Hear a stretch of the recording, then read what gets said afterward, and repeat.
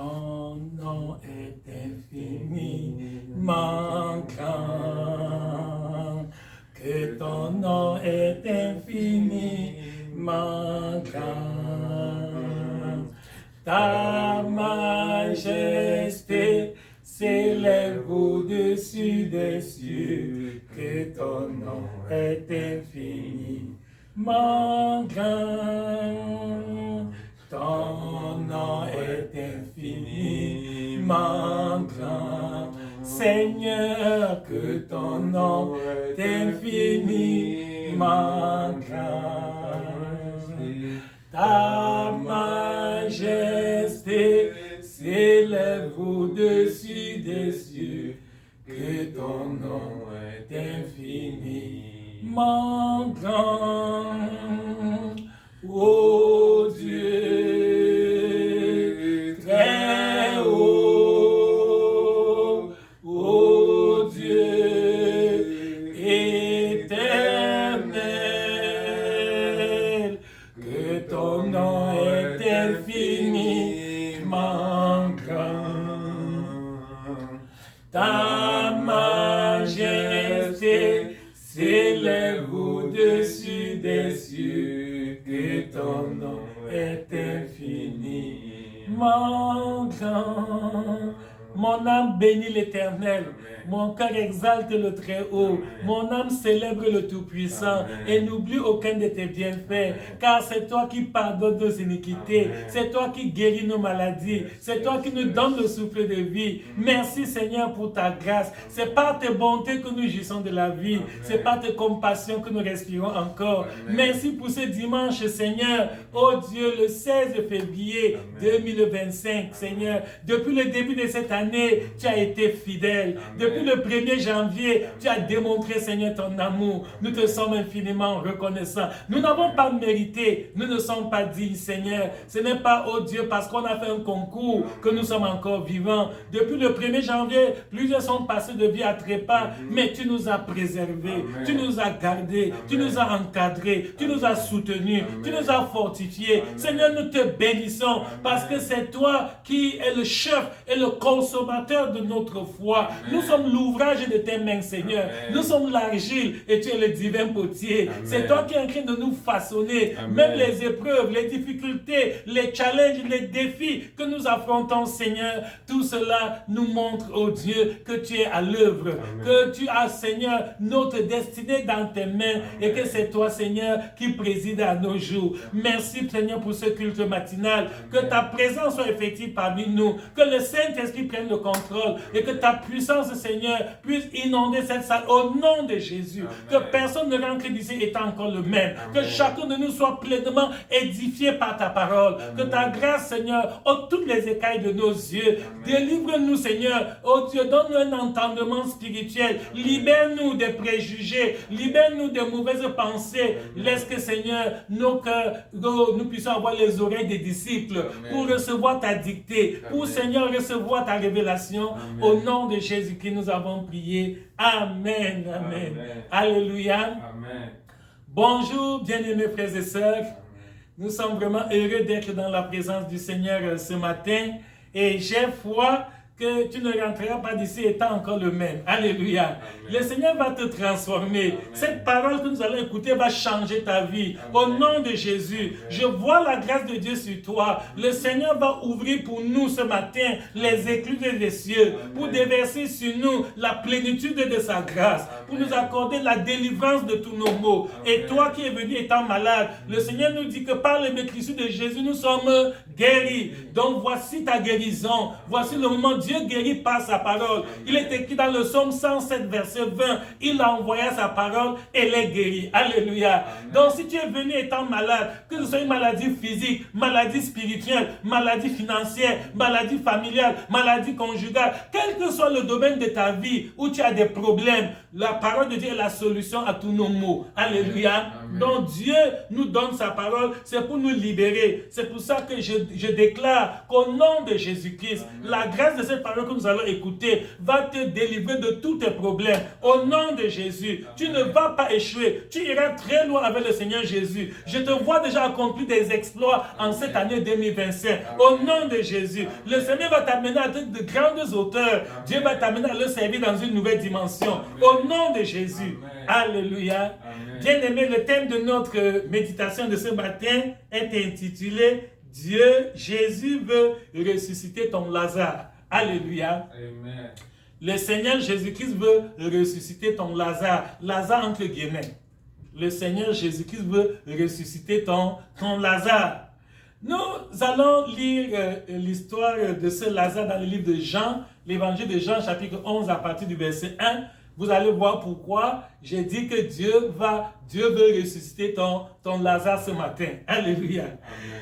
Il y avait un homme malade, Jean chapitre 11, verset 1. Il y avait un homme malade, Lazare de Béthanie, village de Marie et de Marthe, sa sœur. C'était cette Marie qui oignit de parfum le Seigneur et qui lui essuya les pieds avec ses cheveux. Et c'était son frère Lazare qui était malade. Les sœurs envoyèrent dire à Jésus, Seigneur, voici celui que tu aimes est malade. Alléluia. Amen. Si nous arrêtons un peu là, bien-aimés, ça paraît contradictoire ce que nous sommes en train de lire. Ça dit que ça ne sonne pas, c'est pas cohérent ça, humainement parlant. Que Lazare est un homme qui est l'ami de Jésus et Jésus lui-même témoigne qu'il aime Lazare. L'entourage, même la société, les gens savent que Lazare, c'est quelqu'un que Jésus aime particulièrement. Donc ce n'était pas un païen, ce n'était pas un incroyant, c'était effectivement un enfant de Dieu. Mais comment se fait-il qu'un enfant de Dieu soit malade? Voilà la question. Aujourd'hui, beaucoup de frères et sœurs sont refroidis dans la foi. Beaucoup de chrétiens ont perdu leur zèle, leur dévouement. Beaucoup de chrétiens, bien qu'ils aillent encore à l'église, ils n'ont plus l'élan de départ. Ils n'ont plus la vision initiale. Ils n'ont plus l'engouement. C'est-à-dire que c'est de soif intérieure. La joie même qui les animait, l'enthousiasme, même les païens remarquent que tu n'as plus la même ferveur envers ton affaire de Dieu dont tu parles depuis longtemps. Là, pourquoi? Parce que tu as eu un problème. Et dans ton ignorance, tu as cru que Dieu t'a abandonné. C'est ça. Voici, Lazare est malade, et il y a des enfants de Dieu, dès qu'ils tombent malades, ils croient que Dieu l'a abandonné. Ils croient que Dieu ne l'aime pas. Ils commencent à murmurer contre Dieu. Ils jugent Dieu dans son cœur. Voilà ton problème, mon frère et ma soeur. Ce n'est pas parce que tu es enfant de Dieu que tu ne peux plus rencontrer les défis de la vie. Non, nous sommes encore sur la terre. Nous ne sommes pas encore au ciel, au paradis. C'est là-bas qu'il n'y aura plus de larmes, de pleurs, de douleurs, de souffrances. Il n'y aura pas de problème. Mais nous sommes sur une terre de problèmes, mes bien-aimés. Nous sommes encore sur une terre où il y a des difficultés. Et cela n'épargne pas les enfants de Dieu. Alléluia.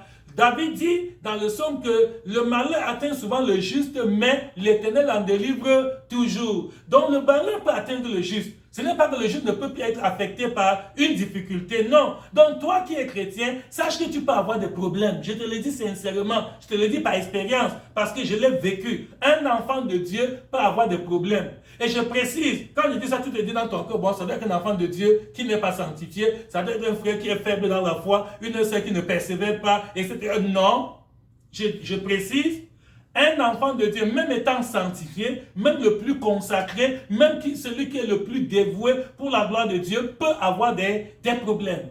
Voici l'exemple typique que nous avons devant nous. Lazare est l'ami de Jésus, Jésus l'aime, et même l'environnement familial était très favorable, parce que sa sœur Marie et sa sœur Marthe aussi aimaient Jésus, et Jésus les aimait en retour.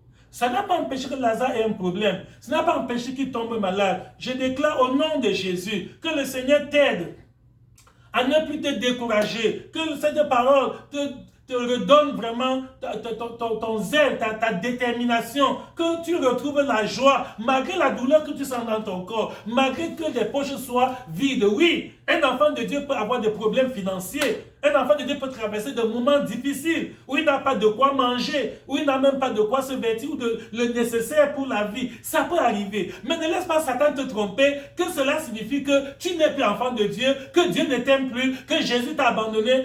Non, ce n'est pas vrai. Lazare est un exemple typique qu'un enfant de Dieu peut avoir des problèmes. On peut être chrétien et traverser des moments difficiles. Et vous verrez, dans la Bible, tous ceux qui ont servi Dieu, à commencer par Jésus, notre Maître Jésus, qui est le modèle parfait auquel nous voulons nous identifier. Même le Seigneur Jésus a eu des problèmes quand il était sur cette terre. Alléluia. Oui, Jésus a été fatigué, Jésus a eu faim, Jésus a eu soif, Jésus a eu des moments difficiles où il a été combattu, rejeté. Jésus a eu des... Toi, quand tu es rejeté, quand les gens te critiquent, quand les gens t'esquivent, les gens te fuient, les gens parlent mal de toi, les gens te calomnient, on fait le Congo à ton sujet, tu es abattu. Pourquoi? Non, c'est normal. Il faut s'attendre à ça, ça peut arriver. Donc, mon frère et ma soeur, sois sage à partir de ce matin. Alléluia. Que rien ne t'ébranle au nom de Jésus. Que rien ne te décourage au nom de Jésus. Quel que soit le vent, tout enfant de Dieu a des moments où il traverse le désert. Alléluia. La traversée du désert est une expérience commune à tous les enfants de Dieu. Moïse a traversé le désert, Élie a traversé le désert, Jésus a été au désert. Donc même nous aujourd'hui, cela ne doit pas nous surprendre que nous ayons des problèmes. Or, qu'est-ce qui arrive? Beaucoup d'enfants de Dieu, par ignorance, dès qu'ils ont un problème, ils se découragent. Oui, dans ton foyer, ça allait très bien avec ton mari, avec ta femme, vous viviez dans l'harmonie, et tout allait bien, mais dès qu'il y a un petit problème, chacun se décourage. Non. Même dans 1 Corinthiens 7, Paul a dit que ceux qui se marient auront des tribulations dans la chair. Donc c'est tout à fait normal. L'essentiel est de se ressaisir, de prendre la parole de Dieu qui est la boussole de la vie et de voir à la lumière de cette parole, que faut-il que je fasse? De quoi s'agit-il? Qu'est-ce qui ne va pas? Parce que la parole de Dieu est la solution à tous nos problèmes. Alléluia. Dans la parole de Dieu, nous trouvons le remède à tous nos maux. Quelles que soient les difficultés que nous pouvons traverser. Si même c'est ton enfant qui est délinquant, qui est devenu têtu, qui est désobéissant, qui ne dort plus à la maison, il marche avec de mauvaises compagnies, il fume déjà le chanvre, il est dans la drogue, il passe la nuit dehors, etc. Ne te décourage pas. Oui, ne l'abandonne pas. Ne dis pas que c'est fini, c'est trop tard. Non. Voilà ce que j'appelle enterrer ton Lazare. Il y a beaucoup d'enfants de Dieu qui enterrent trop tôt leur Lazare. Que veut dire enterrer ton Lazare entre guillemets? J'ai dit que ton Lazare, ça peut être une maladie dont tu souffres. Et la médecine dit que c'est une maladie incurable, qu'il n'y a plus de solution, que tu ne peux plus guérir de cette maladie. Et toi, tu désespères, tu es là seulement, tu comptes les jours, tu attends ta mort. Non! La Bible dit que rien n'est impossible à Dieu. Donc n'enterre pas ton Lazare. Alléluia. Oui, ne l'enterre pas. Le Seigneur Jésus est capable d'intervenir encore. Donc ton Lazare, ça peut être quoi? Ton Lazare, ça peut être une crise financière, un problème d'argent. C'est-à-dire que tu as fait une affaire, ça n'a pas marché et finalement, tu te retrouves ruiné.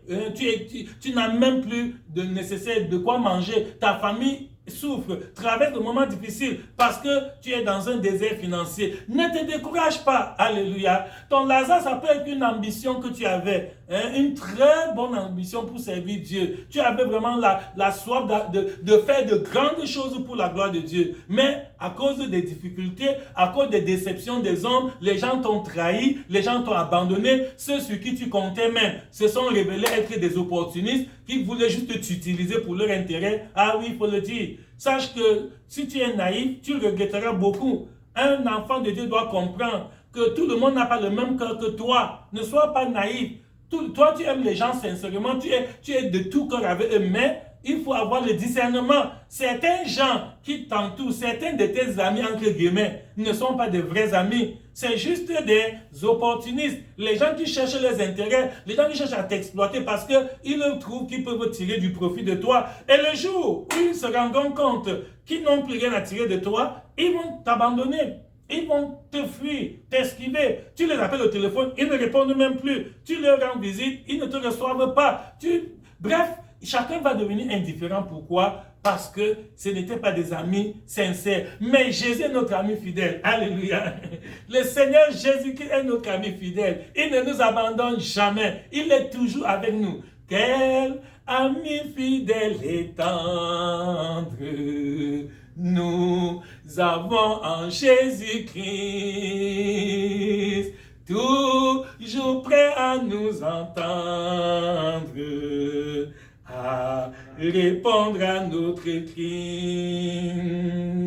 Et connaît nos défaillances, nos chutes de chaque jour. Sévère ses exigences, il est riche en son amour. Alléluia. Bien-aimés frères et sœurs, un enfant de Dieu peut avoir des problèmes. Que ça ne te surprenne pas. Ne vois pas ça comme si c'était quelque chose d'extraordinaire, c'est du jamais vu et tu te décourages. Et ne tiens pas compte des commentaires des gens. Alléluia. Amen.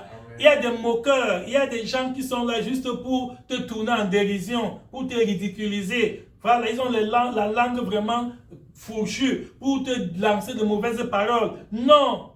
Les gens t'ont abandonné, mais Dieu ne t'a pas abandonné. Alléluia. Amen.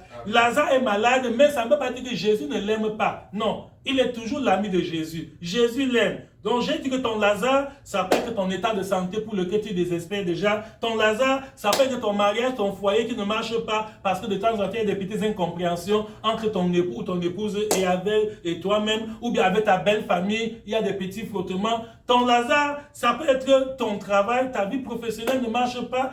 On t'a licencié, tu as perdu ton emploi, tu te retrouves au chômage, tu n'as plus une source de revenus stable. Ton Lazare, ça peut être même le problème de procréation. Depuis que tu t'es marié, tu n'as pas encore eu un enfant et le temps passe, les années ne font que s'écouler et tu te demandes finalement, j'aurai aussi ma part d'enfant quand? Et ça devient pour toi un sujet de désespoir, de découragement, surtout avec les commentaires qui se font autour. Les gens ne t'aident pas.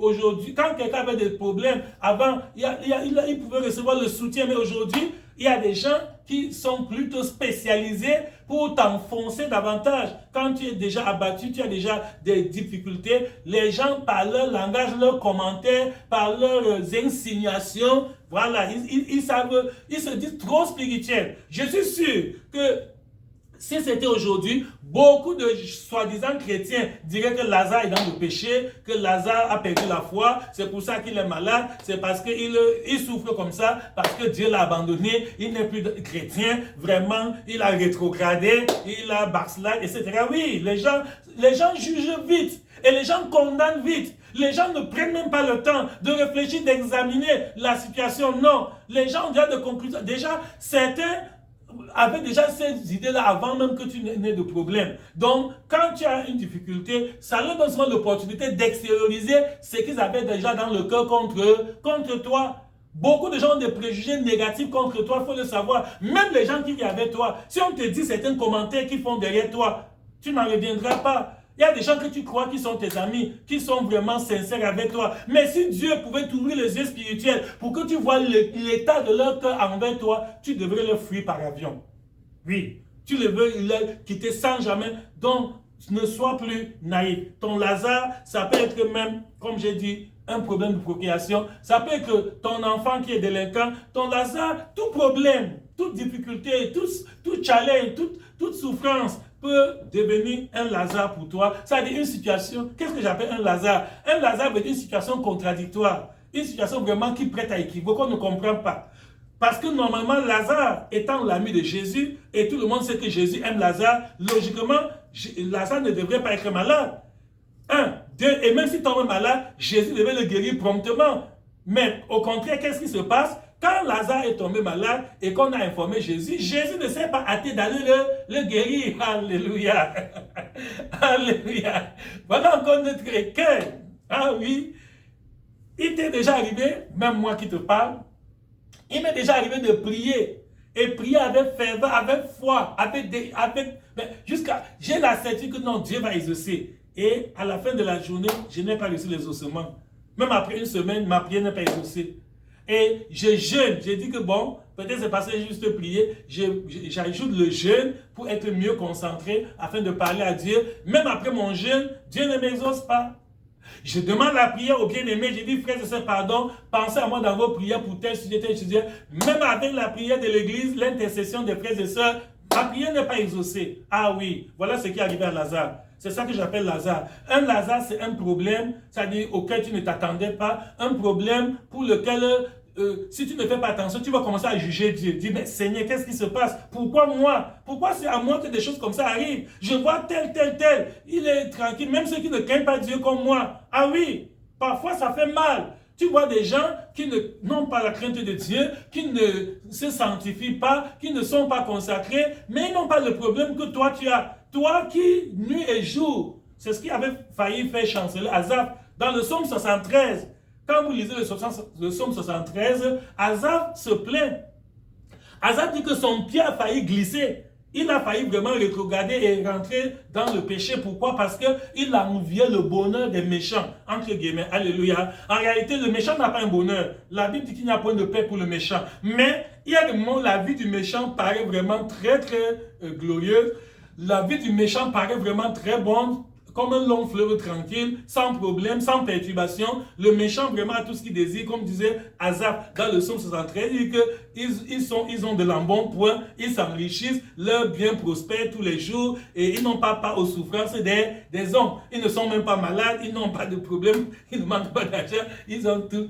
Et Asaph dit que son pied a failli glisser parce qu'il enviait le bonheur des méchants. Je prie pour toi, mon frère. Je prie pour toi, ma soeur. Que le Seigneur t'aide à ne jamais envier le bonheur des méchants au nom de Jésus. Que le Seigneur te préserve. Que tu ne te décourages pas à cause des gens qui ne craignent pas Dieu. À cause des gens il y en a qui n'ont même pas cru, qui n'ont même pas accepté l'évangile. Mais leur vie semble meilleure que la tienne. Leur vie semble plus prospère que la tienne. Non, ce n'est que l'apparence. Ne laisse pas que l'apparence te trompe au nom de Jésus. Heureusement, Asaph se ressaisit à temps. Il dit que lorsqu'il a pris garde au sort final du méchant, il a compris, oh, que c'est lui qui a bien fait de garder la crainte de Dieu. Parce qu'il disait déjà que donc c'est en vain que je l'avais même dans l'innocence et que je me suis sanctifié. Non, frères et sœurs, au nom de Jésus, ce n'est pas en vain que tu t'es sanctifié. Oh, ta marche avec Dieu, le Seigneur va te visiter, Dieu va te bénir, Dieu va ressusciter ton Lazare. Au nom de Jésus, ne t'inquiète pas, c'est pas parce que ça dure longtemps. La Bible dit que rien n'est impossible à Dieu. Donc ne te laisse pas décourager par les dits des hommes. Les hommes disent que tu es fini, que tu ne deviendras plus rien, que tu ne peux plus te relever, que ta part est terminée, etc. Et je demande, est-ce que c'est eux qui t'avaient commencé pour te dire que tu es fini? Pourquoi ça t'inquiète? Ils sont qui à toi? Non. Donc ton sort est entre les mains de Dieu. Alléluia. Le Seigneur dit dans Jérémie, chapitre 29, verset 11, il dit, car je connais les projets que j'ai formés pour vous, dit l'Éternel. Alléluia. Projet de paix et non de bonheur, afin de vous donner un avenir et de l'espérance. Je sais que c'est un verset biblique très populaire que les gens connaissent, mais je voudrais attirer notre attention sur un aspect de ce verset. Jérémie 29, 11 dit clairement que car je connais les projets que j'ai formés pour vous, dit l'Éternel, projets de paix et non de malheur, afin de vous donner un avenir et de l'espérance. Première précision, j'aimerais que tu comprennes que Dieu dit que c'est lui qui connaît le projet qu'il a pour toi. Dieu ne dit pas que tu connais le projet qu'il a pour toi. Donc, il y a des moments où certaines situations t'arrivent, tu es déconcerté, c'est-à-dire tu es déboussolé, tu ne comprends rien. Dieu a un plan pour ta vie. Alléluia. Et la Bible nous dit que Romains 28, que toute chose, Romains 8, 28, que toute chose concourt au bien de ceux qui aiment Dieu. Donc, tant que tu aimes Dieu, voilà ta part. Ton devoir, c'est de continuer à aimer Dieu. Et que veut dire aimer Dieu? Jésus nous a donné une très bonne définition de l'amour de Dieu. Il a dit dans Jean chapitre 15, verset 16, que si vous m'aimez, gardez mes commandements. Si vous m'aimez, gardons. On sait que tu aimes Dieu lorsque tu gardes les commandements de Dieu. Donc voilà notre part. C'est de garder les commandements de Dieu. C'est de continuer à aimer Dieu. Et si tu aimes Dieu, toutes les choses concourent à ton bien. Même ce que tu crois comme étant des mauvaises choses, les choses négatives, les choses vraiment douloureuses, ça fait mal, oui, mais ça va concourir à ton bien. Alléluia. Donc je précise, toi-même tu ne connais pas le plan de Dieu pour toi. Le Seigneur n'a pas encore révélé tout son plan sur ta destinée. Non, peut-être tu en as déjà une petite perception, mais sache que c'est Dieu lui seul qui maîtrise ta destinée. C'est Dieu lui seul qui connaît. Avant même que tu sois formé dans le sein de ta mère, Dieu te connaissait déjà. Avant même que tu sois enfanté, que tu sois mis au monde dans la maternité, Dieu t'avait déjà donné une carrière. Dieu sait ce qu'il veut que tu deviennes. C'est le cas de Jérémie. Jérémie 1,5, il lui a dit qu'avant que tu sois formé dans le sein de ta mère, je te connaissais. Et avant que tu fusses sorti, je t'avais déjà consacré, je t'avais établi prophète des nations. Donc, je répète, Dieu connaît le projet qu'il a fait pour ta vie. Et par conséquent, Dieu connaît les ingrédients qu'il faut mettre ensemble pour que son projet pour ta vie s'accomplisse. Prenons le cas de Joseph. Dieu avait un projet pour la vie de Joseph. Et le plan de Dieu était qu'un jour, Joseph puisse aider sa famille. C'est pour ça qu'il avait donné un songe à Joseph. Joseph, dans un songe, quand même, le soleil, la lune et 11 étoiles se sont prosternés devant lui. C'est-à-dire, son père, sa mère et ses 11 frères sont venus pour qu'il les encadre. Mais voilà le projet de Dieu. Maintenant, pour que ce projet de Dieu s'accomplisse dans la vie de Joseph, il y avait des étapes, il y avait des ingrédients, il y avait l'esclavage, il y avait la prison, il y avait la fosse, on l'a même jeté dans un puits, vous voyez. Donc, si tu étais à la place de Joseph, tu serais en train de murmurer que Seigneur, tu m'as dit que je serais utile à ma famille, mais qu'est-ce qu'il y a? Je suis où là? Dans un puits, qu'est-ce qui se passe? Je suis esclave dans la maison de Potiphar, qu'est-ce qui se passe? Je suis en prison, etc. Tout cela concourt, toute chose concourt bien de ceux qui aiment Dieu. Tout cela a concouru au bien de Joseph, tout cela a permis à Joseph de pouvoir accomplir sa destinée. Même les reines des hommes, ses propres frères l'ont haï, l'ont jalousé et l'ont vendu comme une marchandise. Vous voyez, mais si c'était toi, tu devais désespérer parce que les hommes ont parlé mal de toi, les hommes t'ont trahi, les hommes t'ont déçu. Non, Dieu ne déçoit jamais. Alléluia. Je veux t'exprimer mon désir, celui de t'adorer, mon roi. Ah, ah, ah. Je veux t'exprimer mon désir, celui de t'adorer, mon roi. Ah, ah, ah, ah. Il ne t'a pas oublié, il t'aime encore. Il ne t'a pas oublié, il t'aime encore. Il ne t'a pas oublié, il t'aime encore. Il ne t'a pas oublié, il t'aime encore. Sèche tes larmes, il t'aime encore. Il ne t'a pas oublié, il t'aime encore. Alléluia.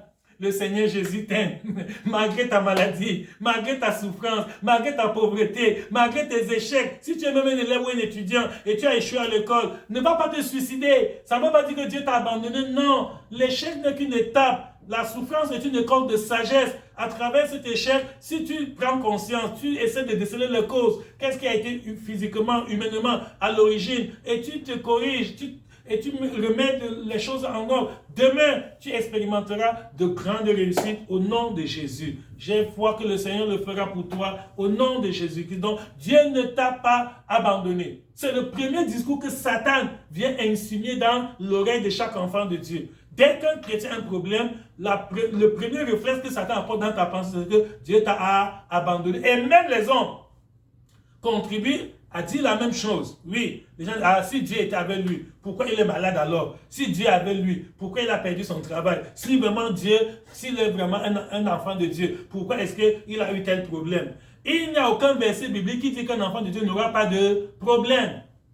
Je répète, il n'y a pas un verset biblique qui dit qu'un enfant de Dieu n'aura pas de problème. Au contraire, le Seigneur Jésus nous a dit clairement et sans embâche dans Jean chapitre 16 verset 33 que vous aurez des tribulations dans le monde, mais prenez courage, j'ai vaincu le monde. Alléluia. Donc Jésus ne nous a pas promis qu'on n'aura pas de problème. Non. C'est pas parce que tu as un problème que tu dois paniquer. Tu ne vas même plus à l'église, tu ne lis plus la Bible, tu ne pries plus, tu ne chantes plus. Vraiment, tu deviens amer, tu deviens complètement abattu, tu es triste, même manger te dépasse. Non, c'est pas sérieux, c'est pas bon. Ça, c'est pas la vie de notre enfant de Dieu. Ce qui est arrivé au bois vert va arriver au bois sec. Jésus était le bois vert, le modèle parfait. Et ça n'a pas empêché que Jésus ait des difficultés. Il a été rejeté, abandonné, même par ses propres disciples. Quand on est venu arrêter Jésus, tout le monde a fui. Je vous dis, il n'y a pas une exception. Même Pierre à qui Jésus a dit que tu es Pierre, sur tes pieds, je bâtis mon église. Même Pierre a fui. Non seulement il a fui, plus tard quand il a été questionné, il a régné Jésus 3 fois en faisant des imprécations que je ne le connais pas. Aujourd'hui, quand les gens te réunissent, quand les gens te déçoivent, quand les gens t'abandonnent, tes amis te tournent le dos, pour toi tu paniques, ça devient comme c'est un drame, comme c'est du jamais vu. C'est déjà arrivé. Et le disciple n'est pas plus grand que son maître, Luc 6,40. Mais tout disciple parfait sera comme son maître. Donc, ce qui arrive à notre maître nous arrivera. Donc, il faut t'attendre à ça, il faut être préparé. Donc, n'enterre pas vite Lazare. Je constate que tu entêtes Lazare trop vite. Oui, tu te décourages trop vite. Dès que tu as un problème, tu te décourages. Chaque jour, tu ne fais que diminuer ton standard. Avant, tu croyais que vraiment tu vas faire de grandes choses, mais à cause des problèmes que tu as eus, à cause des déceptions de la part des hommes, chaque jour tu réduis. Tu dis, bon, je voulais même être très utile dans l'œuvre de Dieu. Je pensais que j'aurais un ministère. Je crois que je peux m'avoir des dons spirituels. Je crois que j'allais être... Mais à cause de ce qui se passe dans l'église, je vois l'atmosphère actuelle, je vois c'est comme les gens sont devenus, même les hommes, les hommes de Dieu, les enfants de Dieu. Vraiment productif. Mieux vaut que je reste là seulement, je préserve ma petite foi pour aller au ciel, je reste tranquille, je ne veux plus avoir de problèmes. C'est même quand tu veux être actif à l'église, quand ça t'attire tellement de problèmes. Quand tu veux être utile dans l'œuvre de Dieu, les jalousies que ça déclenche, les haines, les coups bas, on monte de coups contre toi, on fait. Non, que ça ne te décourage pas. Tiens ferme, continue à servir Dieu. Chrétien, ne tremble pas, Jésus est là, tiens ferme dans la foi, alléluia. Chrétien, ne tremble pas, Jésus est là, tiens ferme dans la foi, alléluia, alléluia. Mon frère et ma soeur, tiens ferme dans la foi, ne te décourage pas, ne panique pas. Jésus aimait Lazare et Lazare aimait Jésus. Ça n'a pas empêché que Lazare soit malade. Donc je répète, le fait que tu sois enfant de Dieu n'empêche pas que tu aies de problèmes. Au contraire, c'est même dans les problèmes que le Seigneur va t'aider à découvrir beaucoup de choses. Alléluia. Vous savez qu'en temps normal, quand tout va bien, on a beaucoup d'amis. On a beaucoup, tu as toute une foule de followers. Oui, quand tout va bien. Mais c'est dans le temps difficile, pendant la traversée du désert, que tu sauras qui est ton vrai ami. Alléluia. Les gens qui t'aiment dans les beaux jours, oui. C'est quand tu es dans les mauvais jours, quand ça ne va pas, quand vraiment tu es à terre, comme on dit. Tu es à terre. Et maintenant, c'est là où tu vas voir ceux qui continuent à te fréquenter, ceux qui continuent à t'appeler au téléphone, ceux qui continuent à t'affectionner, ceux qui vont se tenir avec toi dans la tempête. Oui, c'est dans la tempête qu'on connaît les vrais amis. C'est quand tout est sombre, tout est détruit, tout est gâté, tout est fini. Il n'y a plus aucun espoir. Tu vois ceux qui vont tenir avec toi. Remarque-les très bien. Sinon, tu vas te faire l'erreur de croire que tout le monde t'aime. Il y a beaucoup qui font semblant de t'aimer, alors sont des opportunistes. Ils exploitent seulement des intérêts qu'ils gagnent sur toi. Mais si vraiment une vraie tempête vient sur ta vie, vous voyez le cas de Job, quand il a tout perdu, et sa santé, et ses biens, et ses enfants, en un jour, et le diable a commencé à l'accuser. Le diable disait qu'il aime Dieu par intérêt. Dieu a dit que non, je connais mon fils Job, c'est mon serviteur. Il m'aime de manière désinteressée. Le diable dit que non, ce n'est pas vrai. Et Dieu a voulu faire la preuve, et on a vu que Job n'a pas accusé Dieu. La Bible dit que en tout ce qui lui est arrivé, Job n'a pas péché par ses lèvres. Job n'a attribué rien d'injuste à Dieu. Que cette grâce soit ton partage au nom de Jésus. Je prie que cette fermeté de Job soit ton partage au nom de Jésus. Oui, Job, malgré tous les malheurs qui se sont abattus sur lui, n'a pas murmuré contre Dieu. Il ne s'est pas fâché de Dieu. Il n'a pas jugé Dieu. Toi, dès que tu as un moindre problème, tu juges Dieu. Tu condamnes Dieu. Tu dis, hé Dieu, pourquoi moi? Pourquoi pas tel? Hé Dieu, pourquoi ça m'arrive encore? Tu es où? Seigneur Dieu, tu croises tes bras et tu vois, je souffre comme ça. Non. Jésus a passé encore 4 jours là où il était avant de venir à Béthanie.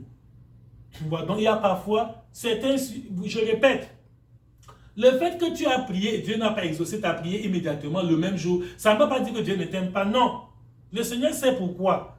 Jésus a dit à ses disciples que cette maladie n'est pas la mort, mais c'est pour démontrer la gloire de Dieu. Et Lazare même ne savait pas ça. Jésus n'a pas dit ça à Lazare, ni à Marie, ni à sa soeur.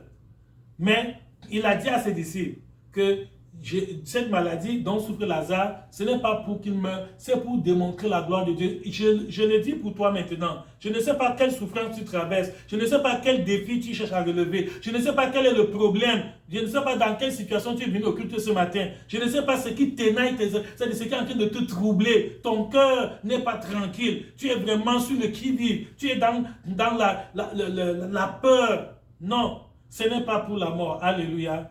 Ton problème là, c'est pour démontrer la gloire de Dieu. Tiens ferme, garde confiance en Dieu. Et à travers ce problème, à travers cette souffrance, à travers cette maladie, à travers cette pauvreté, à travers ce dénuement, le Seigneur va démontrer la gloire de Dieu dans ta vie. Alléluia. Oui, les miracles de Dieu ne sont pas terminés. Dieu est encore à l'œuvre. Dieu fait encore beaucoup de miracles aujourd'hui. Je disais donc que c'est dans les mauvais jours que tu vas connaître tes amis. Pendant que tu tiens ferme, que tu persévères, Dieu va montrer. La souffrance, c'est la radioscopie du cœur, oui. La souffrance permet de voir l'état de cœur de quelqu'un. Dans les beaux jours, quelqu'un peut faire semblant, quelqu'un peut simuler quand tout va bien. Mais quand la souffrance vient, ça révèle les pensées les plus secrètes, les plus cachées. Les gens qui faisaient semblant, tous les comédiens qui se disaient tes amis, tu vas voir dans le mauvais jour, dans ta souffrance, comment les masques vont tomber. Tous ceux qui se déguisaient en amis vont te montrer leur vraie couleur. Remarque leur couleur là-haut. Après, parce que demain, quand Dieu va te bénir, quand Dieu va encore te visiter, les mêmes gens qui t'ont fui là, ils vont encore commencer à revenir un à un. Ils vont reprendre leur comédie. Mais si tu es naïf, tu seras encore victime une seconde fois. Je prie que Dieu t'accorde cette grâce au nom de Jésus. Que cela ne soit pas ton partage, que tu ne sois pas naïf, que tu te laisses pas exploiter et tromper par les profiteurs. Non, ceux qui font leur commerce, entre guillemets, mais que tu puisses reconnaître que tu puisses identifier qui sont tes vrais amis, quels sont ceux qui peuvent vraiment faire route avec toi, au nom de Jésus. Alors, qu'est-ce qui arrive? Lazare est mort, on l'a enterré, et 4 jours plus tard, Jésus arrive à Béthanie. La première sœur qui rencontre Jésus, c'est Marthe. Et qu'est-ce qu'elle dit au Seigneur? Elle dit, Seigneur, si tu eusses été ici, mon frère ne serait pas mort. Waouh!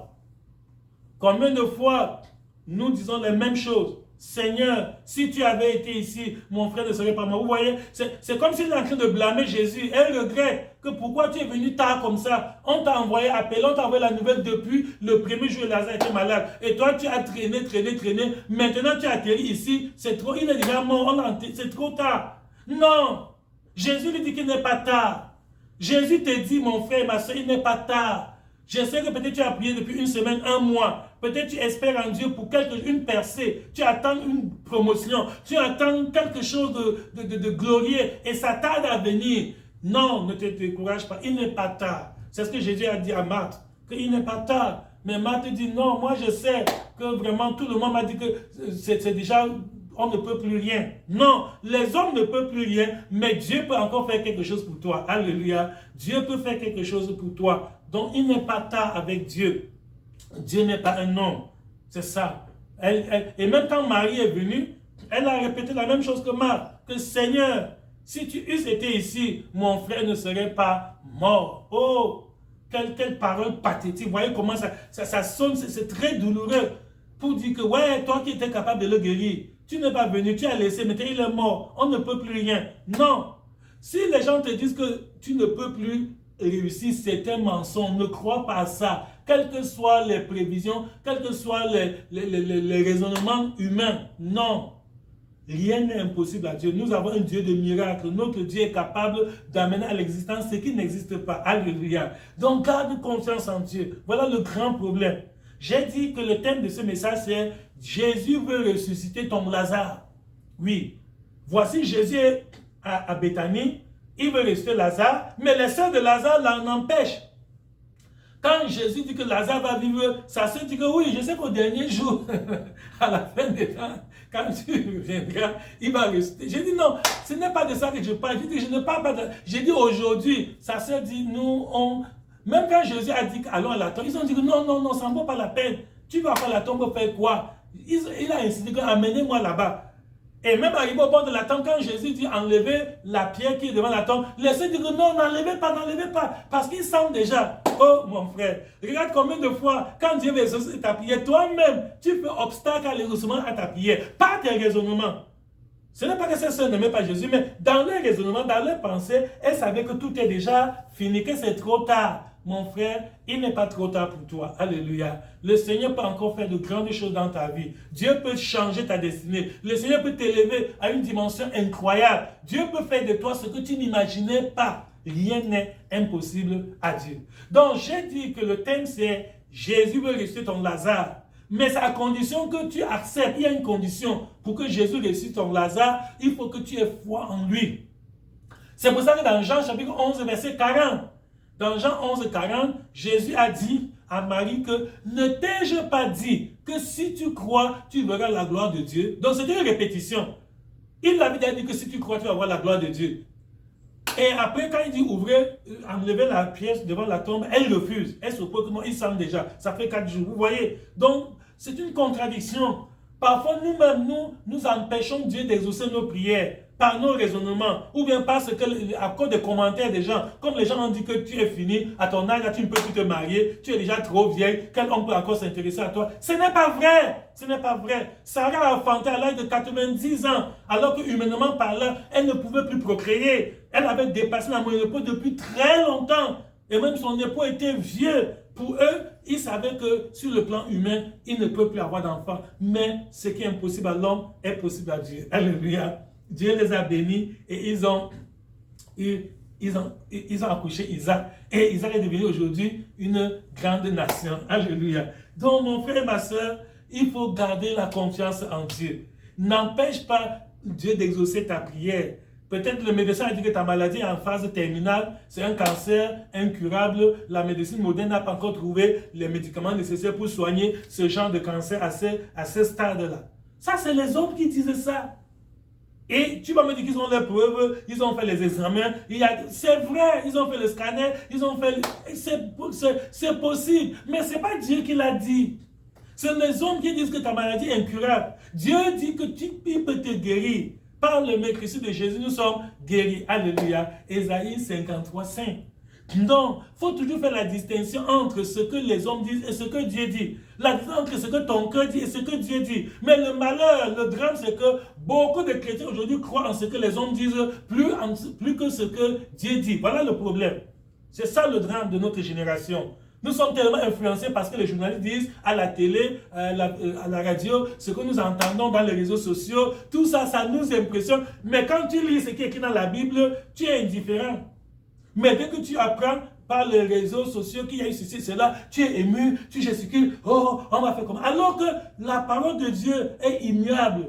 La Bible nous dit que Dieu veille sur sa parole pour l'exécuter. Donc mon frère et ma soeur, garde confiance en Dieu. Le Seigneur va ressusciter ton Lazare au nom de Jésus. Finalement, quand les sœurs ont cru, elles ont vraiment cru que oui, cela est possible. Parce que Jésus a dit dans Jean 11 que si tu crois, tu verras la gloire de Dieu. Dès qu'elles ont véritablement cru, le Seigneur a dit ok, enlevez la pierre, on a enlevé la pierre et Jésus a appelé Lazare. Lazare est sorti de la tombe vivant et le Seigneur a ordonné qu'on puisse le délier et le laisser aller. Alléluia.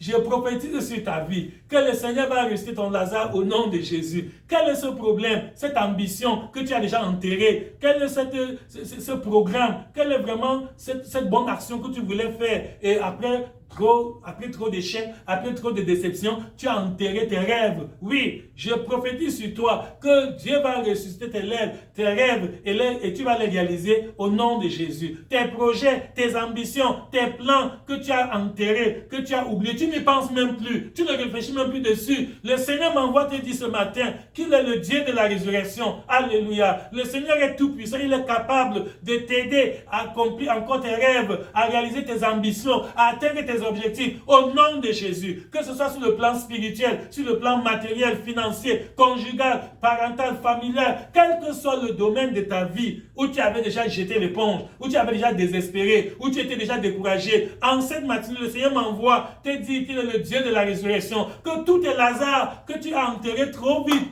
tu as enterré tes Lazare trop tôt, tu es très précis, tu as enterré tes Lazare précipitamment. Non, le Seigneur, bien que tu les aies enterrés, bien que tu te sois découragé, bien que tu te sois complètement déçu, tu as été déçu et tu as abandonné, le Seigneur m'envoie ce matin te dire qu'il n'est pas trop tard. Il va encore te visiter, il va encore te bénir, il va transformer ta vie, il va changer ta situation. Le Seigneur va te relever, même si tu as commis des erreurs. Voilà encore un autre point. Le diable te trompe. Beaucoup d'enfants de Dieu aujourd'hui sont déstabilisés à cause du sentiment de culpabilité. Même quand ils prient malgré eux. Mais dans le cœur, il dit, ah, est-ce que Dieu peut encore m'exaucer? Quelqu'un comme moi, j'ai fait telle faute, j'ai fait telle erreur, j'ai commis tel péché. Vraiment, est-ce que Dieu peut encore? Non! Non, le Seigneur peut encore te pardonner. Il n'est pas trop tard. Tant qu'il y a de la vie, il y a de l'espoir. Le Seigneur voudrait que tu reviennes à lui. Tu vois le cas de l'enfant prodigue. Il s'était égaré. Il a gaspillé tous ses biens dans la débauche. Mais lorsqu'il s'est ressaisi, il est revenu en lui-même. Et il a dit, mais je souffre ici, alors que mon père a tout. Il est rentré vers son père pour demander pardon.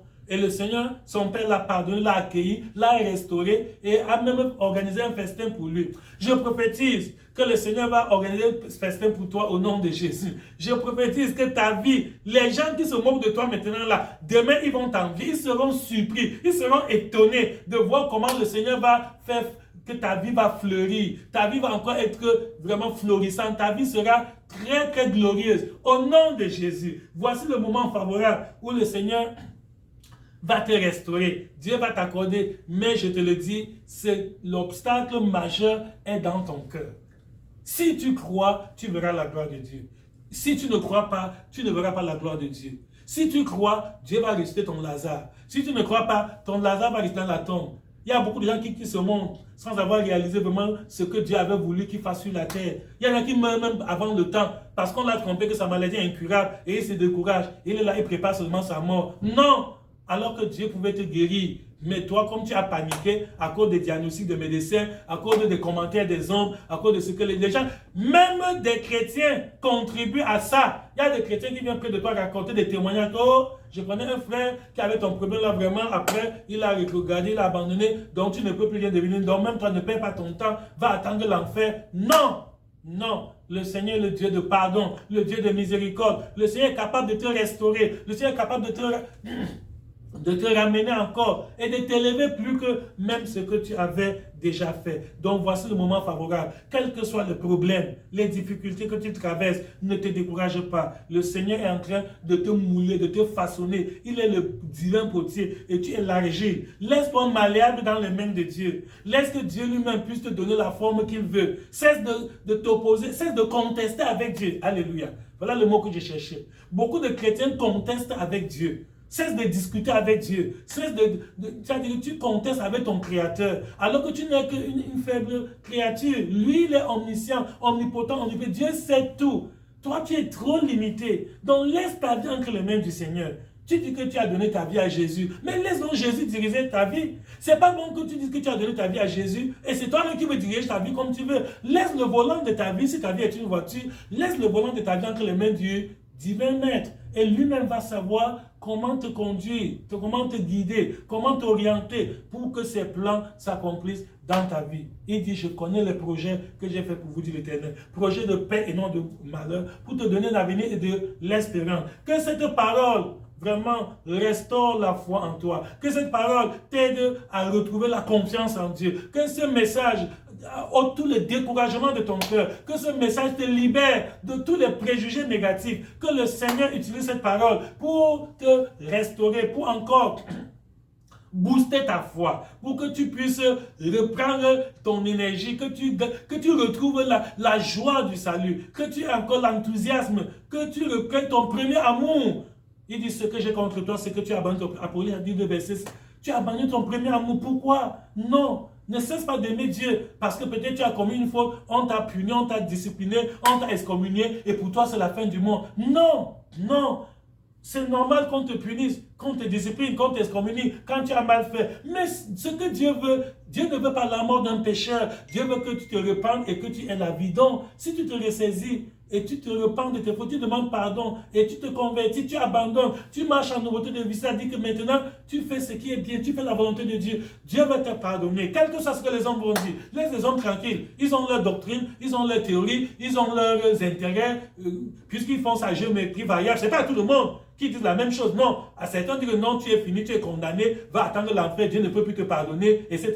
À d'autres qui ont fait même pire que toi, on dit non, ça va, on trouve des astuces pour arrondir, non, bah, après tout, bon, pour celui-ci quand même, etc. Vous voyez, non, les hommes sont ondulants et divers. Ton sort ne dépend pas d'un homme. Ce n'est pas un homme qui t'a envoyé sur la terre, c'est Dieu qui t'a envoyé ici-bas pour une mission bien précise. Garde confiance en Dieu. Laisse les hommes être hommes. Ne fais pas que Dieu, ne cherche pas à ce que Dieu devienne un homme. Alléluia. Voilà le grand problème de beaucoup d'enfants de Dieu. Beaucoup d'entre nous cherchent à ce que Dieu devienne un homme. Comme l'homme ne peut pas guérir tes maladies, donc même Dieu ne peut pas. Comme l'homme ne peut pas me bénir financièrement, donc l'homme ne peut pas. Non, ce n'est pas vrai. Ce qui est impossible aux hommes est possible à Dieu. Le Seigneur veut ressusciter tous tes Lazare. Prends un bic maintenant, énumère tous tes Lazare que tu avais déjà enterrés précipitamment. Tu as enterré beaucoup de Lazare trop tôt. Tu as enterré beaucoup de projets trop tôt. Tu as enterré beaucoup de tes ambitions trop tôt. Tu as enterré beaucoup de tes plans trop tôt. Tu as annulé beaucoup de... La vision initiale que tu avais, tu as abandonné, tu as enterré cette vision à cause des problèmes que tu as rencontrés dans ton désert. Prends un bic maintenant. Fais la liste de tous tes Lazare, entre guillemets, que tu as enterrés précipitamment. Et accomplis la parole de Dieu dans Jean 11, 40. Si tu crois, tu verras la gloire de Dieu. Crois et tu vois comment Dieu va ressusciter tous tes Lazare. Dieu va ressusciter tous tes plans. Dieu va ressusciter tous tes objectifs, toutes tes ambitions que tu avais précipitamment enterrées parce que tu n'as l'aide, personne ne veut t'aider. Ton oncle ne veut pas t'aider. Ton père est mort, tu es orphelin. Tu n'as personne. Non! Même si tu n'as personne, humainement parlant, tu as Dieu. Alléluia. Et celui qui a Jésus a tout. Si tu as Jésus, tu as tout. Si tu as Jésus, Jésus n'est pas un directeur, un ministre. Non, Jésus est le roi des rois. Jésus a tout pouvoir. Il dit tout pouvoir m'a été donné dans le ciel et sur la terre. Tu vois, alors qu'un roi a un territoire limité dans une nation, son pouvoir ne s'exerce pas au-delà des limites territoriales de son pays. Mais Jésus est le roi des rois. Donc, aie confiance en Dieu. Je répète, prends ton bic et mets par écrit tous tes Lazare que tu vas enterrer, tous tes projets que tu vas enterrer, toutes tes ambitions que tu as enterrées trop tôt, tous tes plans, tout ce que Dieu avait mis dans ton cœur de réaliser sur cette terre. Et à cause des difficultés, tu t'es découragé, tu as abandonné, tu as baissé les bras, tu as dit, tu n'y penses même plus, tu ne pries même plus pour ça, tu ne travailles même plus pour ça, tu ne réfléchis plus pour ça. Aujourd'hui, ce message d'espoir, cette parole est un message d'espoir, un message de restauration. Ce message, Dieu l'a envoyé exprès pour te dire qu'il peut changer ta vie. Il peut te donner. Tu peux prendre un nouveau départ avec Jésus. Tu peux commencer une nouvelle vie aujourd'hui avec le Seigneur Jésus, pourvu que tu crois. Si tu crois, tu verras la gloire de Dieu. Si tu crois, Dieu va ressusciter tous tes Lazare, entre guillemets. Si tu crois, Dieu va ramener à la vie tous tes Lazare. Si tu crois, la foi est une ferme assurance des choses qu'on espère. Hébreux 11, une démonstration de celle qu'on ne voit pas. Donc, aie cette foi, aie confiance. Mets ton cœur sur Dieu. Bouge tes oreilles aux dires des hommes. Ferme tes oreilles à tous les commentaires des hommes, tout ce que les gens racontent. Non, ta vie, c'est une affaire personnelle entre toi et Dieu. Donc, occupe-toi de ta relation personnelle avec Dieu. Cesse de te comparer aux autres. Cesse d'écouter les commentaires des gens, tout ce que les critiques, tout ce que les gens disent. Ce ne sont pas eux qui t'ont envoyé sur la terre et ce ne sont pas eux qui te prendront. C'est Dieu qui est le chef et le consommateur de ta foi. Si tu crois, tu verras la gloire de Dieu. Si tu crois, Jésus va ressusciter tous tes Lazare et tu vas te réjouir. Tu vas célébrer, tu vas vraiment manifester ta joie, tu vas glorifier le Seigneur, tu vas rendre témoignage. C'est toi qui auras la fierté de dire aux hommes ce que Dieu a fait dans ta vie. Que ce message puisse vraiment te restaurer, que ce message te libère du découragement, que cette parole puisse ramener en toi la ferme confiance en Dieu, que rien, aucun vent, aucune tempête qui va souffler sur ta vie ne te fasse encore douter de Dieu. Quelles que soient les difficultés, quels que soient les problèmes, quels que soient les challenges, les défis que tu as relevés, sache que Dieu est avec toi. Dieu est à côté de toi. Le Seigneur est prêt. La grâce de Dieu est ton partage. La puissance de Dieu est prête à intervenir en ta faveur à condition que tu crois. Crois, mon frère. Crois encore. Crois toujours. Crois malgré tout. On dit qu'Abraham a espéré contre toute espérance. Oui. Espère contre toute espérance. Voilà la vraie foi. Parce que certains disent qu'ils ont foi parce que bon, toutes les conditions seront réunies sans que, bon, logiquement, je travaille, à la fin du mois, j'aurai mon salaire, donc je crois que j'aurai à manger. Non! La vraie foi, c'est quand il n'y a rien, aucune base. C'est-à-dire que tout est humainement perdu. Apparemment, ton cas est désespéré. Il y a des gens qui ont déjà même clôturé, si bien qu'ils ne te saluent, ils attendent seulement que tu meurs. Voilà. Il y a des gens qui ont déjà clôturé ton cas, ils savent que celui-là, c'est terminé. Ça ne vaut même pas la peine de le saluer, etc. Voilà. Si tu crois, même devant une situation désespérée, même devant un Lazare enterré depuis 4 jours, Dieu va le ressusciter si tu crois. Mais si tu ne crois pas, même un Lazare qui n'est même pas encore mort ne pourra pas guérir. Si tu ne crois pas, même Lazare qui n'est même pas gravement malade ne guérira pas. Donc, c'est notre manque de foi qui limite l'action de Dieu dans nos vies. C'est parce que nous sommes tellement intoxiqués, nous sommes tellement affectés par les raisonnements scientifiques, les dits des hommes. La civilisation moderne nous a formatés à nous croire que les choses que l'on calcule, que l'on... Non! Reste confiant en Dieu. Le Seigneur va ressusciter tous tes Lazare. Tu rendras témoignage. La gloire reviendra à notre Dieu au nom de Jésus. Nous allons prier. Tu es plus grand que ce que l'on dit. Tu es plus grand que ce que l'on dit. Tu es plus grand que ce que l'on dit. Tu es plus grand que ce que l'on dit. Tu es excellent. Tu es merveilleux. Tu es plus grand que ce que l'on dit. Oui, tu es excellent. Tu es merveilleux. Tu es plus grand que ce que l'on dit. Seigneur, nous te remercions pour cette parole. Oui, tu es le Alpha et l'Oméga, le premier, le dernier, le commencement et la fin. Seigneur, tu es tout puissant, tu es omnipotent, omniprésent et omniscient. Rien n'est impossible à toi, Seigneur. Que cette parole libère tous tes enfants du doute. Que cette parole nous affranchisse de l'incrédulité. Que cette parole puisse détruire, Seigneur, toutes les barrières de l'impossible que Satan a construit dans nos vies. Au nom de Jésus. Tu as dit que si nous croyons, nous verrons la gloire de Dieu. Seigneur, que par ce message, tu aides chacun de nous à avoir une pleine confiance et totale, Seigneur, confiance en toi, afin que tu puisses ressusciter tous nos Lazare que nous avons déjà enterrés, parce que tu es le même et tu ne changes pas. À toi la gloire au siècle des siècles, au nom de ton Fils Jésus-Christ. Amen.